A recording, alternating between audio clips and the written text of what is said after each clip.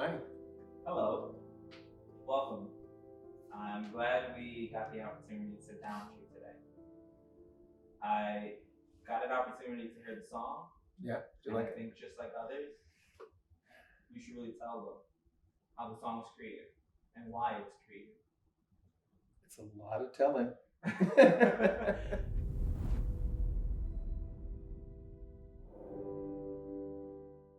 It's a big story, Well, let's get started. Okay, go ahead. All right. So to start this off, I really want to talk about the inspiration behind the song. And my question is, what is the inspiration behind the song, and what is it based on? The song is inspired by the life and death of my friend David Lasley. The life part is the most important bit, of course. He had a big, big life. And we have musical history that spans 53 years. And in this one little song, verse to chorus, I tried to give you sort of a glimpse of what that life was like. Yeah, and some of how some of the intricacies of our friendship. 100%. And was there any, because I did take a moment to investigate, like most artists should, was there any co-writers on it? And I saw that there was. So my question is, speak a little bit more about that, your co-writer. My co-writer is Matt Cusson. Okay. He's a guy I met in the Berkshires in Massachusetts in 1960 something. I don't know, that doesn't even feel right. 1980s, in the 80s. Probably before I got clean, but he was just a kid, like a 16, 17-year-old kid, like these guys, He was working at Tanglewood, and he was setting up tables, and he ran over to me, said, "You're Arnold Muller, right?" I said, "Yeah." I said, "I'm a huge fan." So I said, "Well, what do you do?" He says, "My name's Matt, and I write songs." And I said, "Play me something, the typical thing that somebody says, and I hate on the spot." He said, "No, I can't play it." I said, "Yeah, there's a room here, a small little rehearsal room. I'll take you in there and play me a song." He played me one of the most beautiful things I'd ever heard in my life.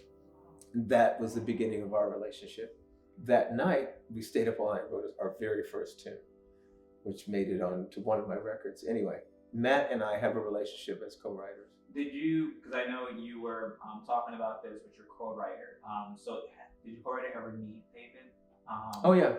Okay, they had. And David adored him because they had similar voices. This is what you're getting at. I remember we talked about this. Yep. Yes, we did talk about this.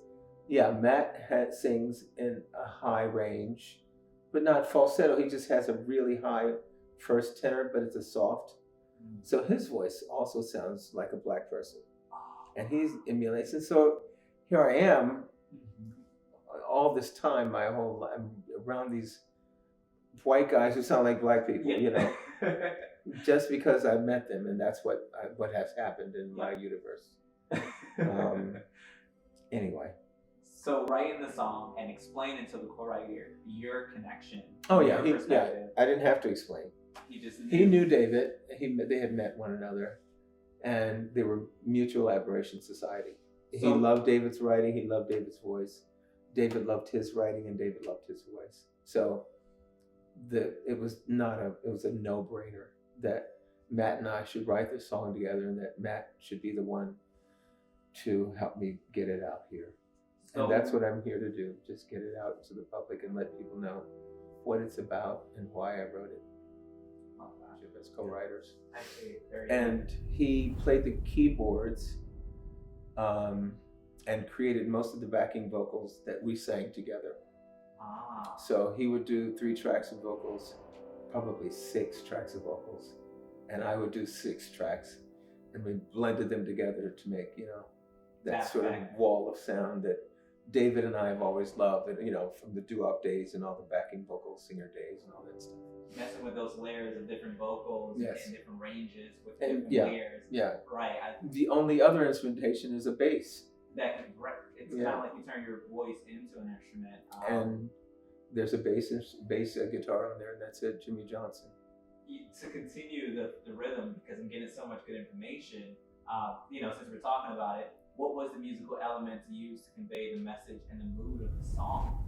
We were originally just going to do piano voice. Okay.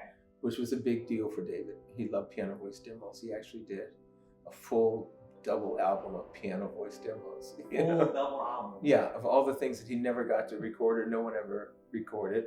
So they were publishers' demos, basically. Right. So the publishers could pull from this record and present any of these songs to sell to artists.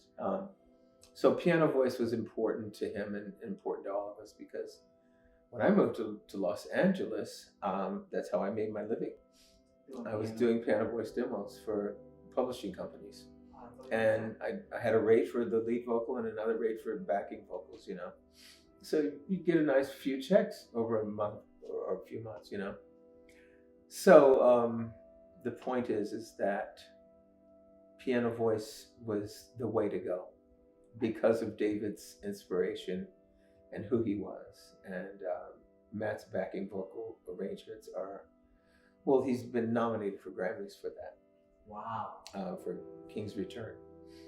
And he's just savant. He's like an idiot savant when it comes to the music, He's great.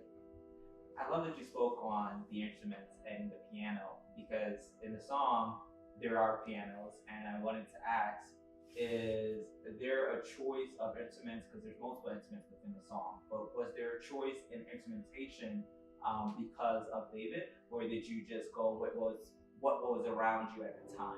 We started with acoustic piano, and I said, oh, it sounds a little too Broadway for me. It sounded like it was a show tune.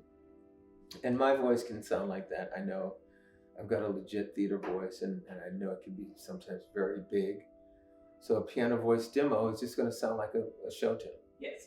So I said, you got to play this on Rhodes. It's got to be on, an electric keyboard. So to give it a little more soul and a little more softness. And that helped a lot. It helped with my vocal and my vocal interpretation. So we did it with just piano, Rhodes rather, and voice. And that's all there is. And then we piled on all these vocals, and we called Jimmy Johnson and said, please come play bass on it.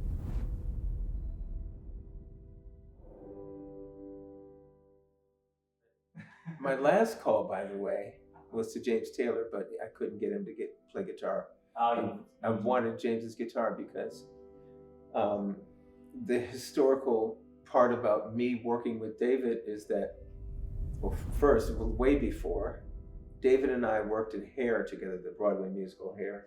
I think I have a photograph here of my Hair days. This is one of those weird moments of me in the Broadway musical. I remember that photo. Yeah. So iconic moment. He played Margaret Mead, was one of his characters. And Margaret Mead was always in drag. First famous drag queen, as far as I'm concerned. Oh, we have to go back. Right. Thank you for opening those doors. Margaret Mead. He and I met in Cleveland, Ohio, in the spring of 1970. Wow. And he had come down from Detroit from a company of hair there with like 3 or 4 other people. And I was just wandering the streets of Cleveland working for a railroad company, the Erie Lackawanna Railroad, as a covered hopper clerk. And a friend of mine said, I'm going to these auditions for Hair, the Broadway musical Hair. And a few nights before, we were hanging out with the cast. He had met one of the cast members. So I was hanging out with these kids, and they said, we're going to have auditions next Thursday or whatever it was, whatever day. I said, great. And my friend is a dancer, and I said, well, I'm sure you'll get in, because they love, it's a Broadway musical, dancing and singing. You just go together with it. And what they were looking for were great singers first, who could dance. Mm-hmm. So my friend went in dancing his ass off. He asked him to sing a song, and he sings like a frog. Just flat. Flat. And I came in, I did a soft shoe for them. That's all they wanted from me. And they asked me to sing, and I sang Bridge Over Troubled Water. And that was my introduction to Hair, the Broadway musical that I continued to do for the next 2 years over, through Canada, throughout the entire United States. And David was there too. So we were hired at the same time and paired up to sing What a Piece of Work Is Man, the only duet in the entire musical, together. And it was always a white guy and a black guy sitting on a bench, sitting on a riser or something, with our legs dangling, singing, "What a piece of work is man, how noble in reason, how infinite in faculty." And I would have the lower harmony, he'd have the higher harmony. It was just so gorgeous. I wish I had a recording of that. Anyway, so that was our introduction. Yeah, you had me in a trance. I'll let you know that entire story. I'm glad you told it to us. Yeah, that was our introduction. Then let's take us through it. Because wait a minute, time out. The other bit, I forgot to. It's in the middle of all that were a bunch of years living and writing and working in New York City. That's what I was going to ask. Because you started with Hair. You talked about the Broadway, you two together. Mm-hmm. So can we kind of get a little bit more after that? Like how did the relationship continue to grow and develop after that interaction? Thanks. David finished Hair, I think when did I finish? 70 to 72. I think David finished 71. And he went from straight to Broadway because we were doing theater. So musical theater was going to be our game, And he ended up doing a play called Dude, written by Galt McDermott, the same writer as Hair. And he got another shot at Broadway, but the play was a flop. It doesn't matter. He was, was doing theater, and right. It doesn't matter what the success or the failure of something, as long as you're still honing your craft and what you love and doing what you love. Exactly. And David and I said, this theater shit is really hard work. Why don't we just sing backup? Why don't we just sing? All we do is sing anyway. We're just walking down the streets of New York, harmonizing and singing. And he and his sister and I would love to sing together. And we put together a group of 3, David, my friend, Lynn Pitney, who was actually in Hair with me, and from Cleveland. Mm-hmm. She was one of the original Cleveland guys, girls, gals, she, him, they, them, thee, though. She was a being. She was a being, and she, David, Lynn, and I would start singing backing vocals for Medras and Apple with the guys in New York.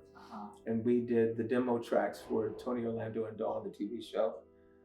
So one of us would sing the lead vocal for Tony, and then we'd do the backing vocals for Dawn, with Thelma and her sister. They were the girls who sang backup for Tony Orlando, and that was one of our first gigs. And then I got a gig singing backup for Melissa Manchester, and then it started snowballing. And by the late 70s, I was on a bike in New York, riding a bike around town, and we would do 3 and 4 sessions a day. Commercials, jazz albums, pop records, a ton of disco records. David and I are the backing vocalists on New York, New York City Girl, 25, Native New Yorker. Native New Yorker by a group called Odyssey. It was David, myself, and Lynn, Susan Collins. David is on the Chic records with Luther Vandross. David and Luther sang all those records. David and Luther and I did a tribute to the Beach Boys, a disco tribute to the Beach Boys. It was really hideously awful, but sounds so great because it's the 3 of us having fun in the studio. So that was our career. And it was really big. And Luther said, I'm going to be bigger than this. Luther went off and fucking literally did it. Yeah. Because he had the perseverance and he had the drive. I was still getting high doing drugs. I was still like having a great time. I was going to the clubs nightly. And David was, really becoming a very prolific songwriter. And the New York days were really golden. Do you want to talk a little bit more about that? Because it seems like that was a great moment in your relationship to really boost the connection between you and David. So yeah, it's New York. He left New York first, or no? I think Allie Willis left New York first to come to LA, there were a pack of us that were Together? sort of traveling and hanging out together.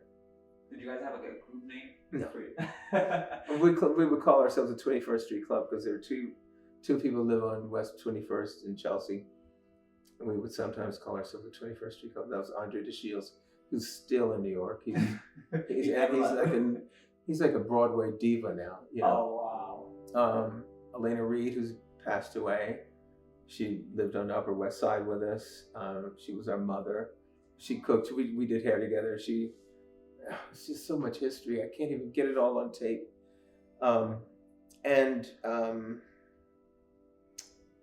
We just all did a lot of sessions together in New York. And those sessions created the platform for someone to hear us in the studio and say, James Taylor, I heard two guys that I think you would love to sing backing vocals for you on your next tour.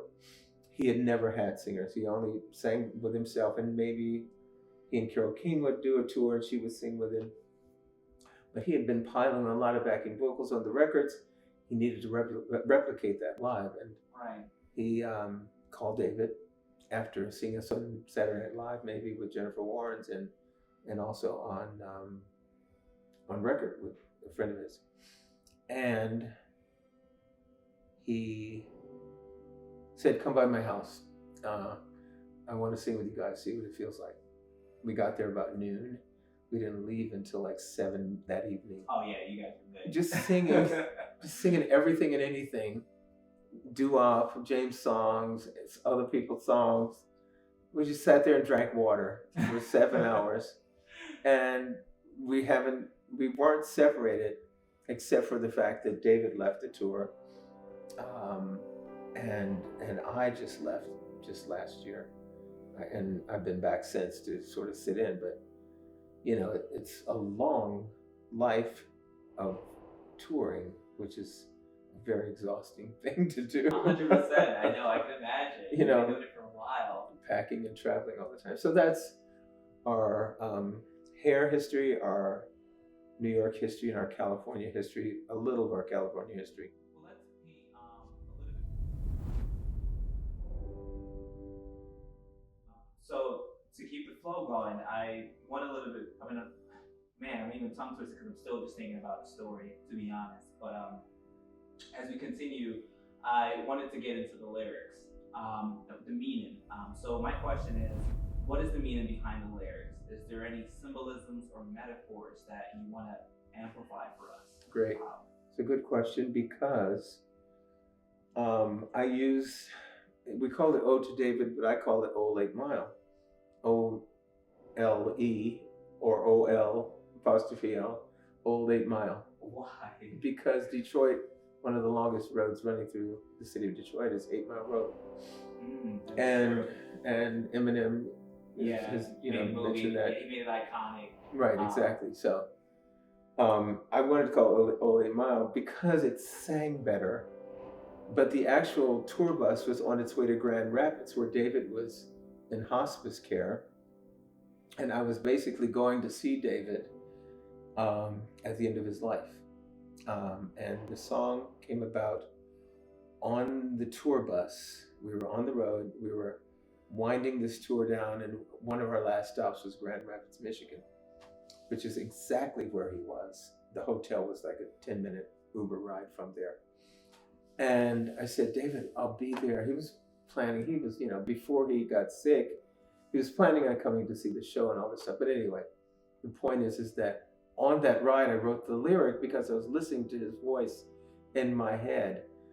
And I was listening to his songs, and the lyric is something like, listening to your songs along the way, but, you'll always be with me, kind of a thing. Can't even recite my own lyric. That's actually a good thing. Yeah. It shows that it was really. It was just, the moment. But one of the metaphorical things was talking about the fact that he was bipolar, but not saying he was bipolar or he had a disease or a disorder, or what I said was mind the sidewalk cracks, watch the steps you take, remember to touch the doorknobs for good luck. These were the three things that he did. As he was walking through New York City, we were walking through the streets, he wouldn't step on a crack.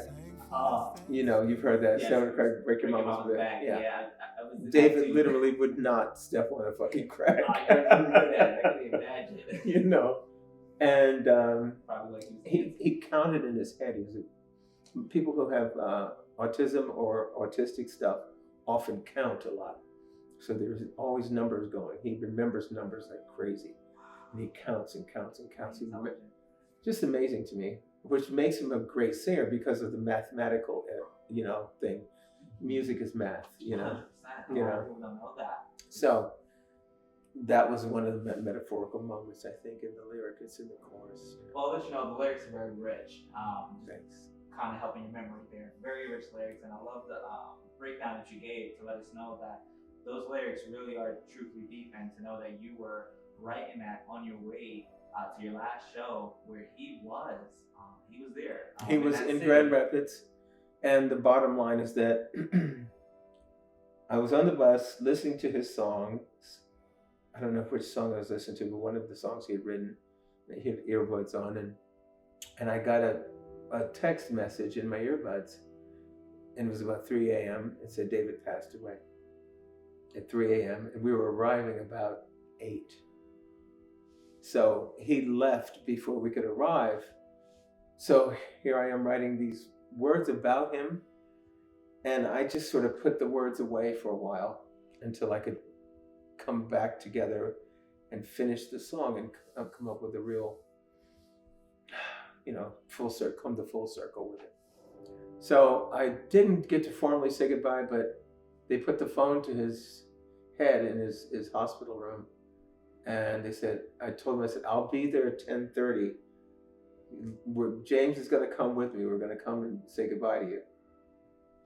And they said he nodded his head or something. He made some sign, because oddly enough, in the end, he lost his voice.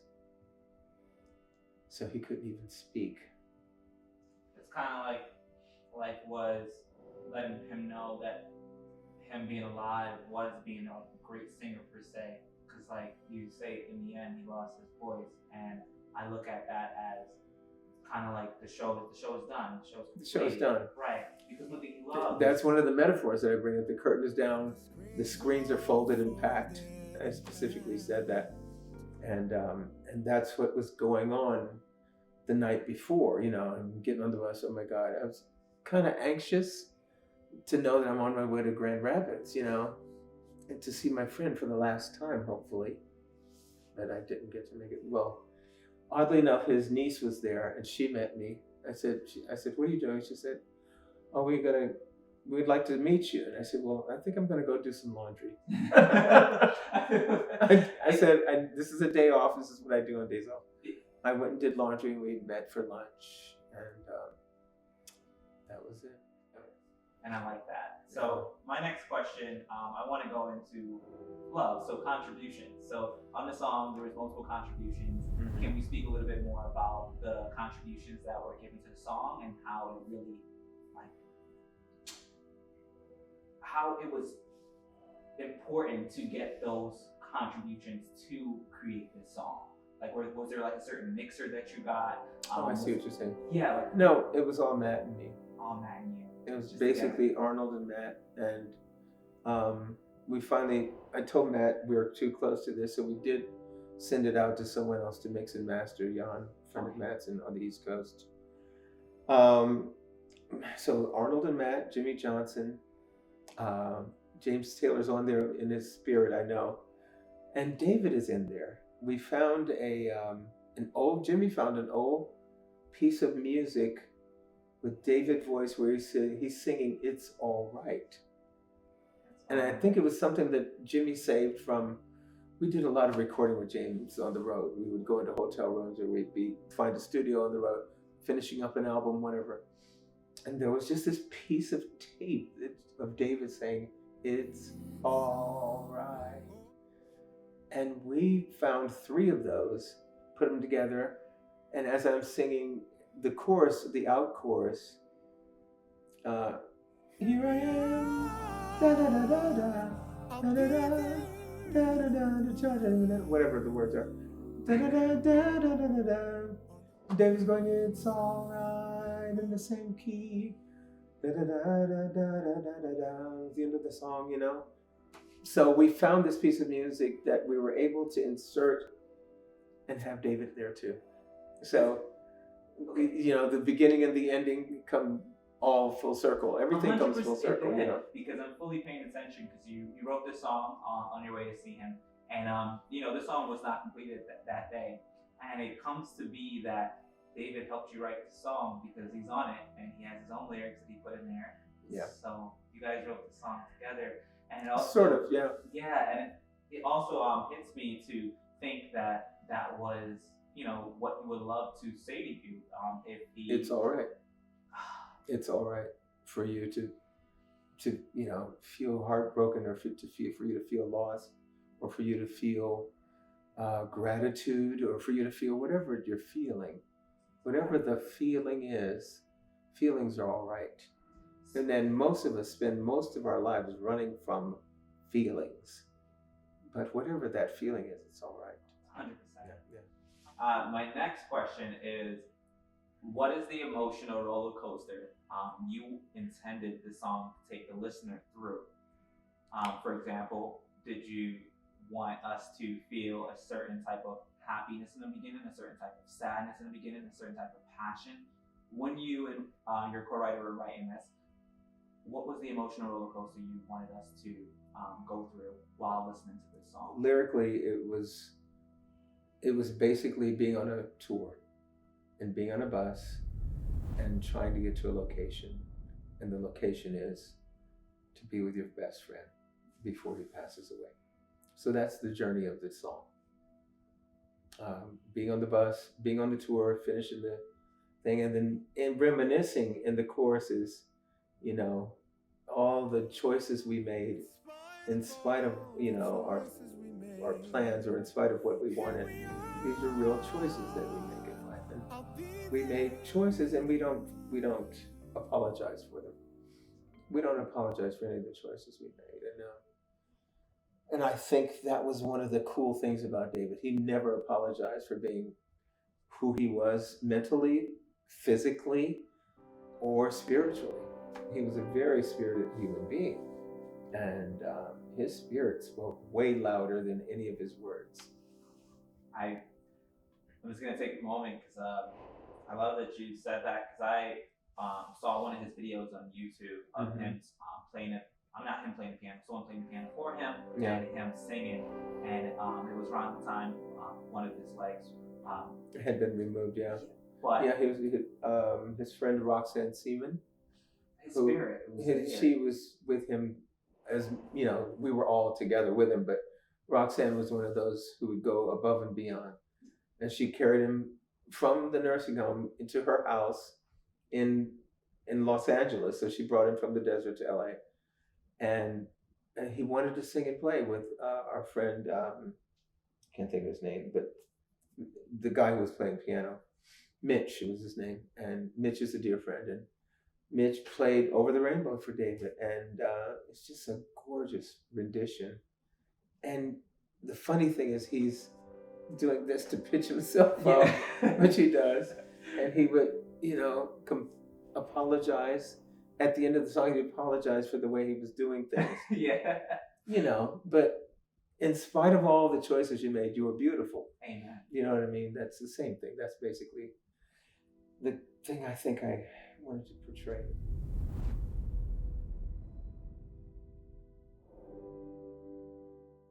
In the end, I said to him, we sat, okay, this is a nice thing for you. At the end, in the nursing home, we sat, and I played him my new album. I had done a tribute to Johnny Mathis, and I had 5 tracks of that. I played that for him and had him gush over that. And I would find things that I knew he'd like and play them for him.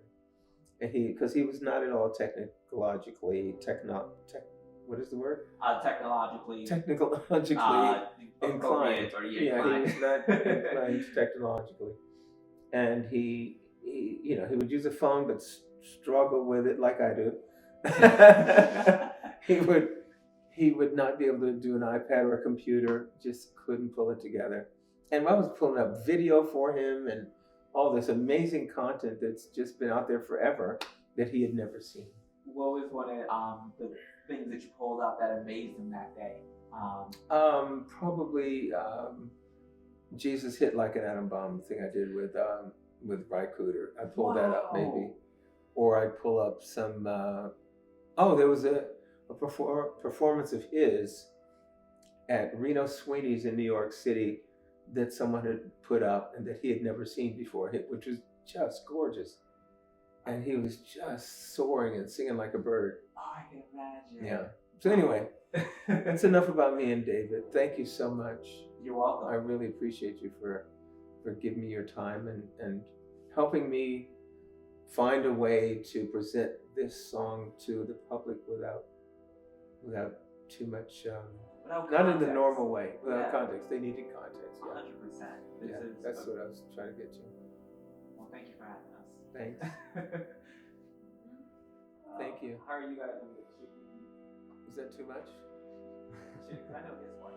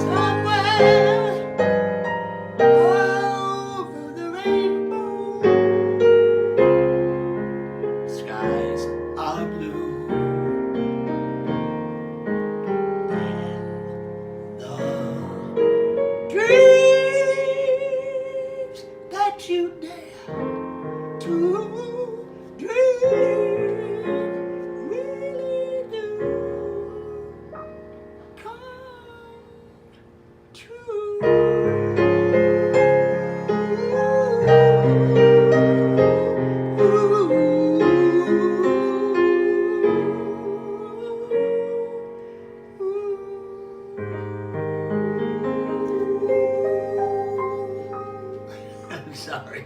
Oh my God. I took so many liberties with that. But it's just finding a place